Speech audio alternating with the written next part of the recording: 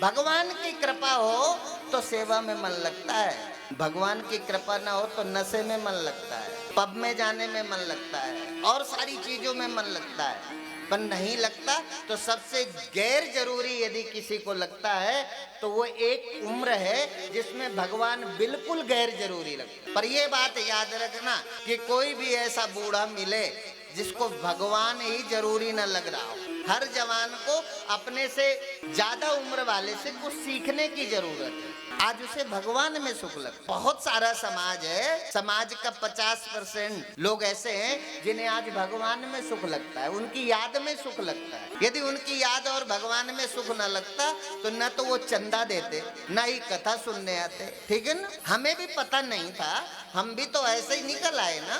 निकल आए वो तो गुरुदेव के हाथ पड़ गए तो ठीक ठाक हो गए, गुरुदेव के हाथ पड़ गए तो ठीक हो गए, जैसा गुरुदेव ने चाहा बना दिया। आगे भी हमारी यदि कभी कोई मांगने की इच्छा होती है तो सुबह से शाम तक हमारे स्वभाव के कारण हो सकता है किसी को अच्छा बुरा लगे, पर हम सुबह यदि कोई प्रेयर करते हैं तो एक ही करते हैं कि गुरुदेव अब हम आपकी शरण में हैं, ऐसी कृपा करो कि इस जीवन में अब हमारा जो लक्ष्य था वो इसी जीवन में पूरा हो और हम आपका धन्यवाद करते हुए इस जगत से देह का परित्याग करें, देह जगत से जाएं।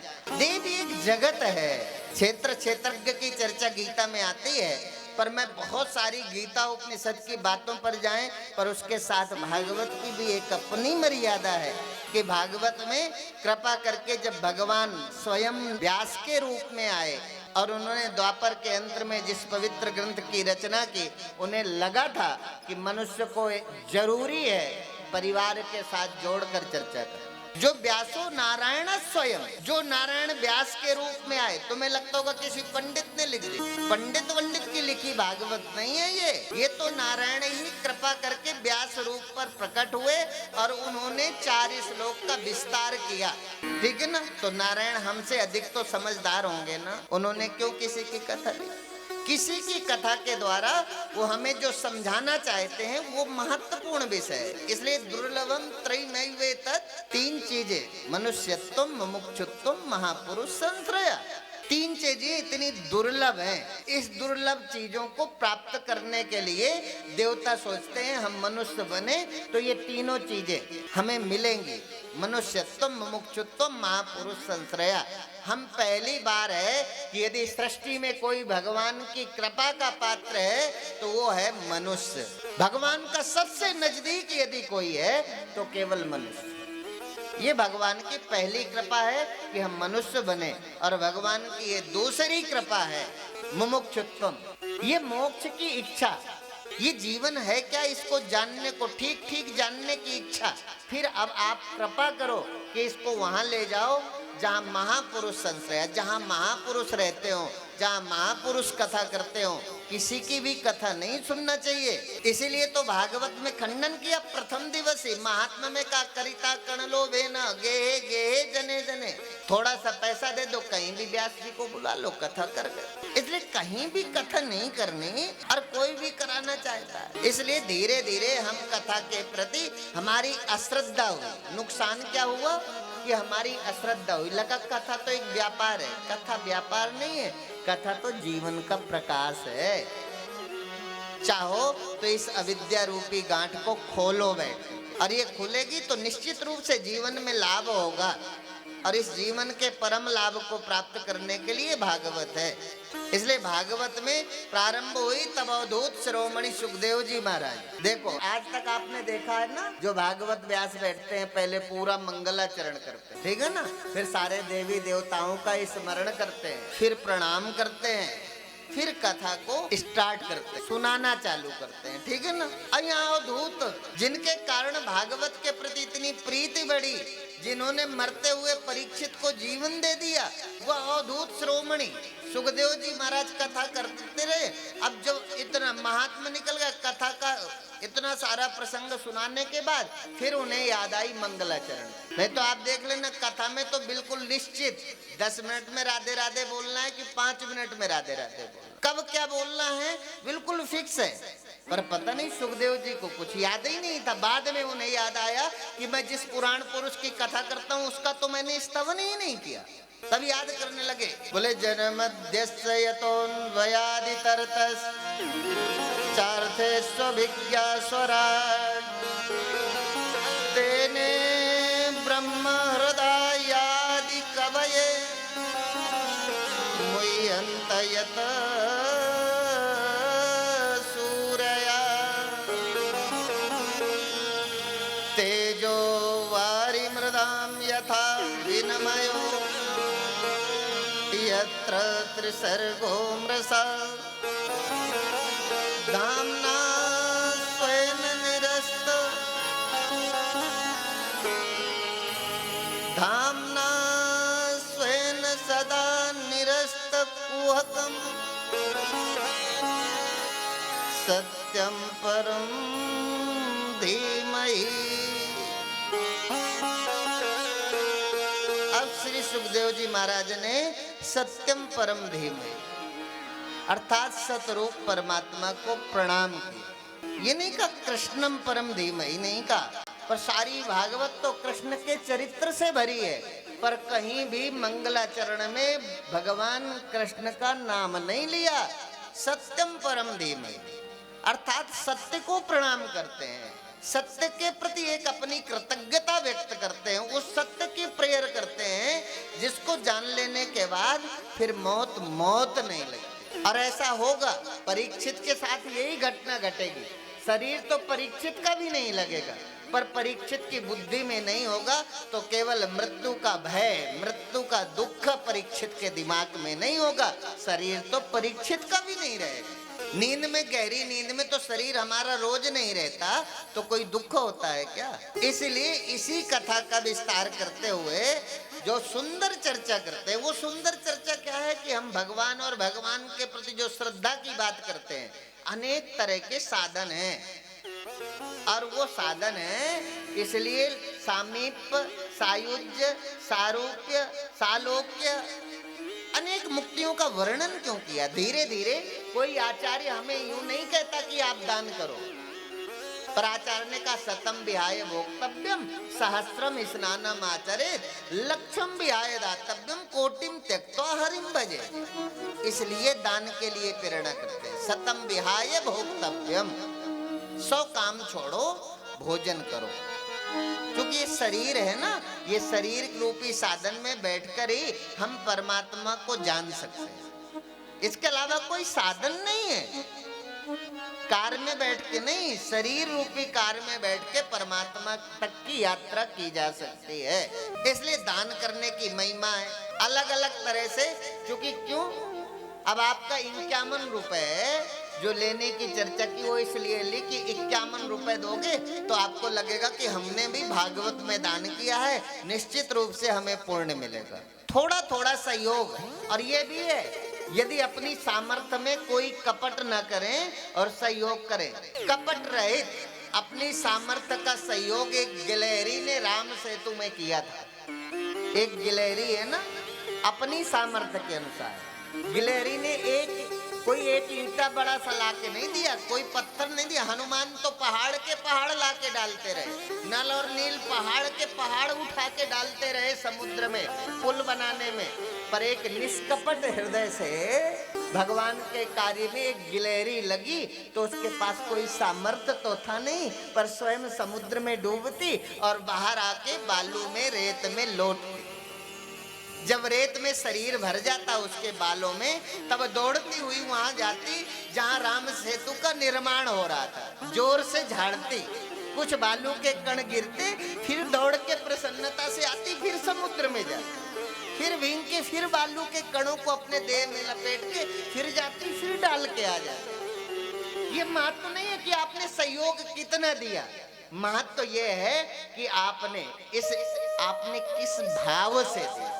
आप बहुत देते हैं इसलिए भगवान उनको मिलते हैं, तो भगवान और आदमी में अंतर क्या रहा? भगवान तो हमारे हृदय की सच्चाई को देखते हैं। वो सामर्थ्य था, सामर्थ्य में समर्पण था, वो सामर्थ्य जो थी वो 100% भगवान के कार्य के लिए समर्पित थी। जब भगवान के कार्य के लिए समर्पित थी, कितने हैं हमारे पिता के पिता के पिता, 2-4 पीढ़ी पीछे जाओ तो नाम नहीं पता होगा, और कौन है जिनसे हम जिंदा हैं आज, जिनके कारण हमारा जन्म हुआ है। अपनी 2-4 पीढ़ी पीछे जाओ तो याद नहीं होगा कि क्या नाम था उनका। पर गिलहरी कोई हमारे परिवार की नहीं है क्या? पर अनादिकाल तक जिस गिलहरी का स्मरण करते हैं और आज भी ब्रह्मज्ञानी की चर्चा करते हैं व्यासपीठ जैसी पवित्र जगह पर बैठकर, वो कैसी भाग्यशाली होगी जिसने कण तो दिए थोड़े से, पर आज वो संतों की वाणी का आभूषण बनी हुई है। सामर्थ। कई लोग कहते थे महाराज हम तो कथा से ऊपर उठ गए, कथा से ऊपर उठ गए हो। अंधेर है, मतलब वेदांत सुन लिया, कथा से ऊपर नहीं। कथा और वेदांत जो तुमने सुन लिया ये नहीं। हमारे तो दादा गुरुदेव कहते थे कुकर सा भूकत फिरे, सुनी सुनाई बात। सुनी सुनाई बात नहीं, कभी कोई सुनी हुई बात का अपरोक्ष हुआ क्या, प्रैक्टिकल हुआ क्या? ऊपर उठने का मतलब है कि जब आपके जीवन में कुछ ऐसा कोई जीवन में चमत्कार घटित हुआ, जब आप जीव नहीं ब्रह्म हो गए, जब आप नर नहीं नारायण हो गए, जब आप भक्त नहीं भगवान हो गए। कोई ऐसी घटना घटी का एक क्षण के लिए भी? और यदि जब तक एक क्षण के लिए भी कोई घटना नहीं घटी तो ये निश्चित रूप है, यह जरूर है कि कथा किसी अच्छे व्यक्ति से ही, विरक्तो वैष्णवो विप्रा, ये तो भागवत ने व्यास जी ने ही बिना किसी लाग लपेट के वो सत्य बोला है। वो कहते हैं विरक्तो वैष्णवो विप्रा।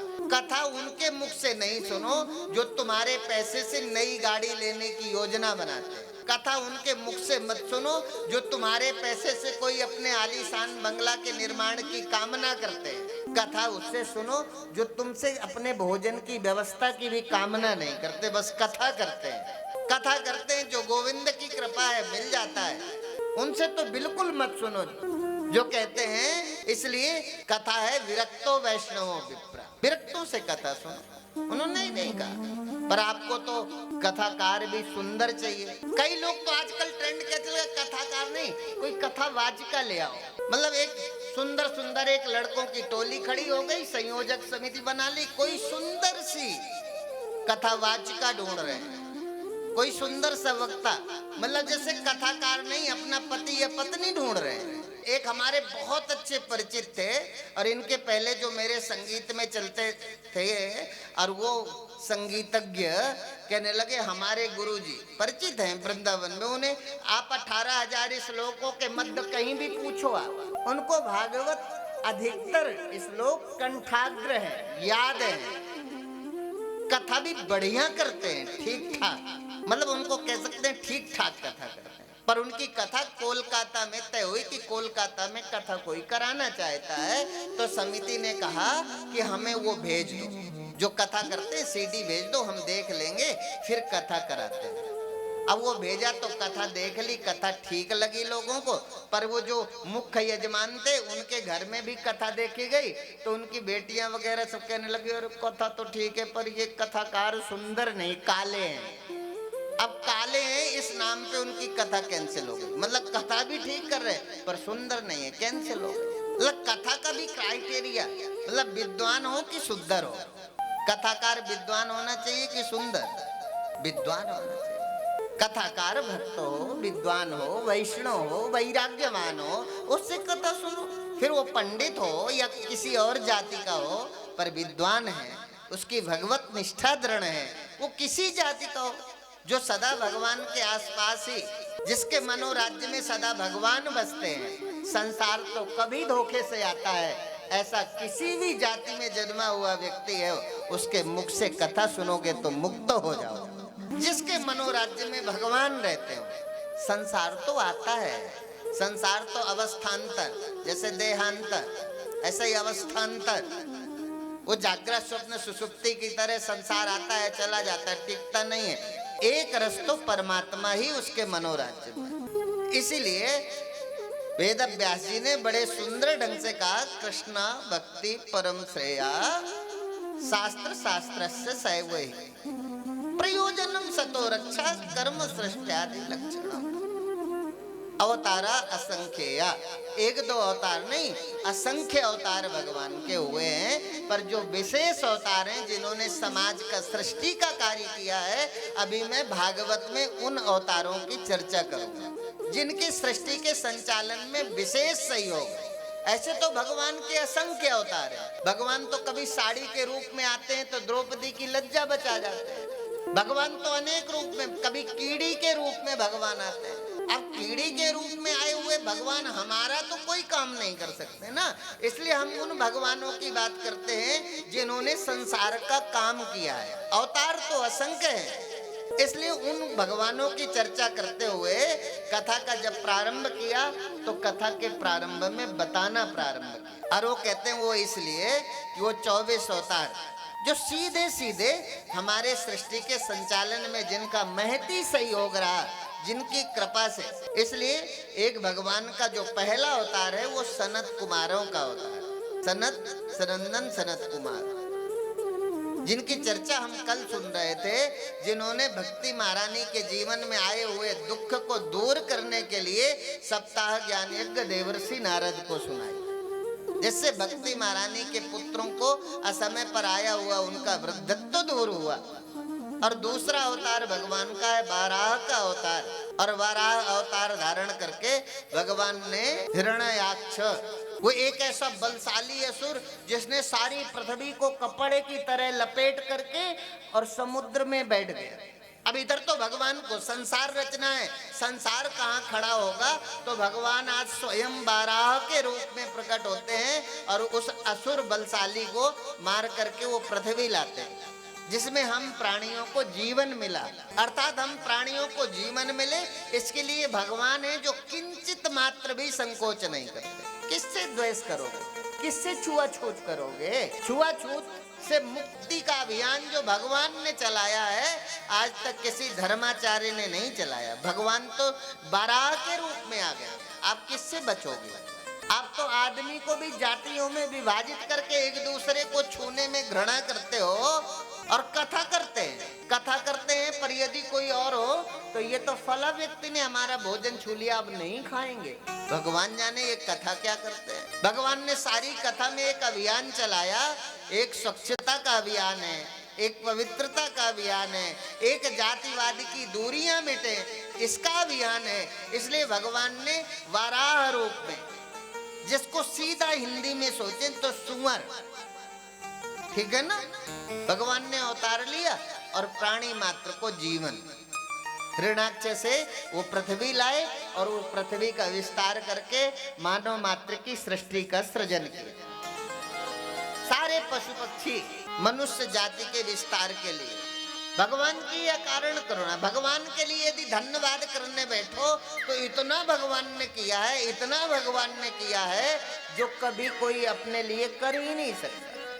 इसलिए हमारे पिता ने जो हमारे लिए किया है वो तो अद्भुत, जो भी हमारे पिता ने हमारे लिए किया है आज तक किसी के माता पिता ने नहीं किया।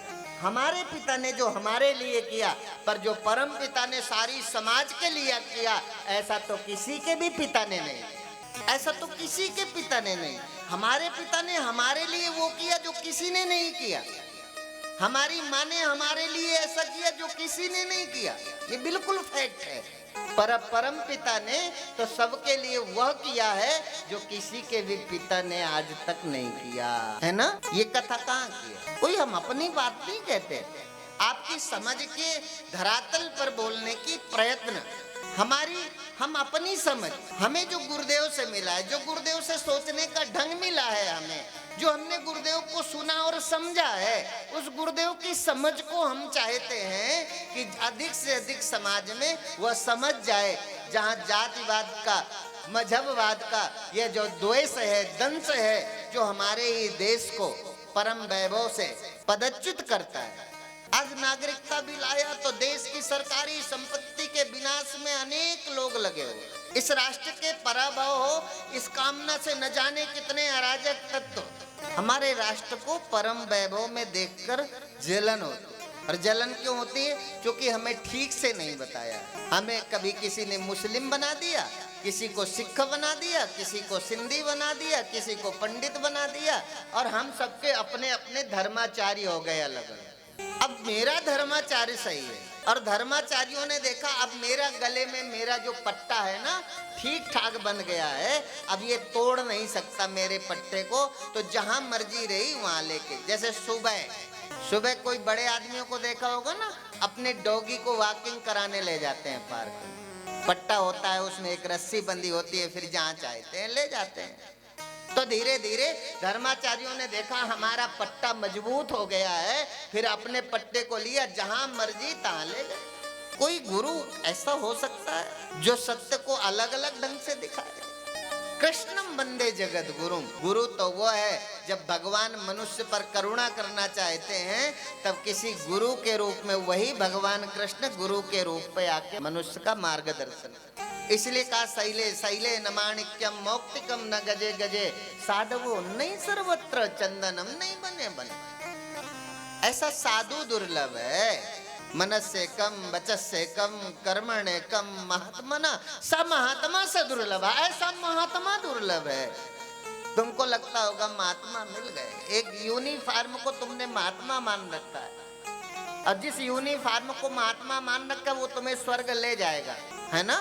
यूनिफॉर्म तुम्हारे अज्ञान को दूर करेगा। यूनिफॉर्म में चेतना है क्या?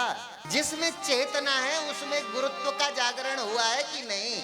जिसमें चेतना है उसमें गुरु भाव का जागरण हुआ भी है कि नहीं हुआ? इसलिए मैं वो कथा नहीं सुनाना चाहता जो आपने बहुत बार सुनी होगी। मैं उस कथा की भी बात नहीं करता जो रोज टीवी खोल करके सुनते हो। मैं तो वो कथा सुनाना चाहता हूँ जिस कथा के सुन लेने के बाद मैं कह सकता हूँ कि ज्यादा से ज्यादा व्यवहारिक जगत में संतुष्ट हूँ। मुझे कभी किसी को बड़ा देखकर कोई द्वेष नहीं होता, किसी को बड़ा देखकर बड़ा बनने की कामना भी नहीं जगती।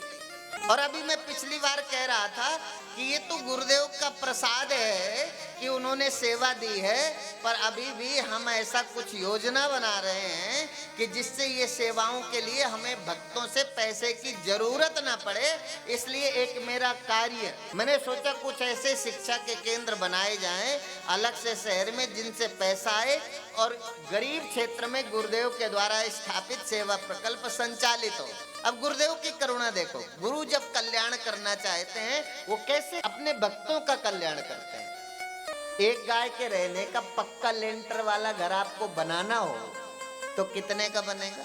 एक गाय के रहने के लिए ही, और एक गाय का मतलब 6x6 का एक तो बनाओगे ना, और 10 फुट ऊंची दीवार बनाओगे, उस पर पक्का लेंटर डालोगे तो कितना खर्च होगा।